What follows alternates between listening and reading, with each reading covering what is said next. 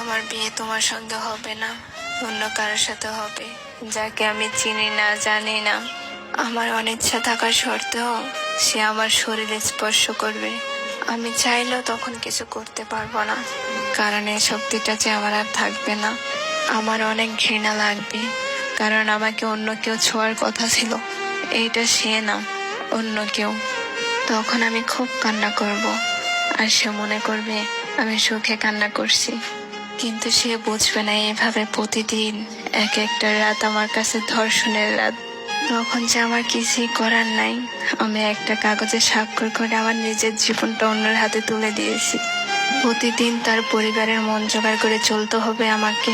কিন্তু আমি তো তোমার পরিবার নিয়ে স্বপ্ন দেখেছিলাম, তোমার পরিবারের মানুষগুলোর মন জয় করে চলবো স্বপ্ন দেখেছিলাম। অথচ দেখো, আজ কিছুই হলো না। এক সময় এসবে আমি অভ্যস্ত হয়ে যাব, তারপরে হঠাৎ একদিন জানতে পারবে আমি মা হব। এইটা তো একটা নারীর জীবনে সবচেয়ে সুখের দিন। কিন্তু আসলে কি আমি ওই দিন সুখী হব? না, হব না। ওই দিন চিৎকার করে কাঁদতে ইচ্ছা করবে, কারণ এই বাচ্চাটা আমাদের ভালোবাসার চিহ্ন না। তারপরও তাকে এই দুনিয়াতে আনতে হবে, কারণ বাচ্চাটার তো কোনো দোষ নেই। ওর ভূমিকা ওর পরে, ওর মুখের দিকে তাকিয়ে সবকিছু মেনে নিতে হবে। একসময় তাকে বড় করা, স্কুলে নিয়ে যাওয়া, তাকে মানুষের মতো মানুষ বানাতে গিয়ে কখন যে 50 পেরিয়ে চুল পাকতে শুরু হয়ে যাবে বুঝতেই পারবো না। এর মাঝখানে তোমাকে অনেক মনে পড়বে, তখন লুকিয়ে লুকিয়ে অনেক কাঁদবো। তারপরে দিন শেষে দীর্ঘশ্বাস ফেলে আবার ব্যস্ত হয়ে যাব।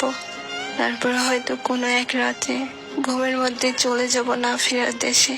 সেদিন হয়তো তুমি আর জানবে না, হয়তো আমার কথা মনে করে গভীর রাতে তুমি আমার জন্য চোখ ভিজাবে। হয়তো ভিজাবে না, আর নয়তো ভিজাবে, কিন্তু আমার মনের কথাগুলো অবশ্যই থেকে যাবে। তারপরেও বলবো, ভালো থেকো, ভালো থেকো। আমাকে ছাড়াই কখনো আর বলা হবে না আমি তোমাকে ভীষণ ভালোবাসি, অনেক ভালোবাসি।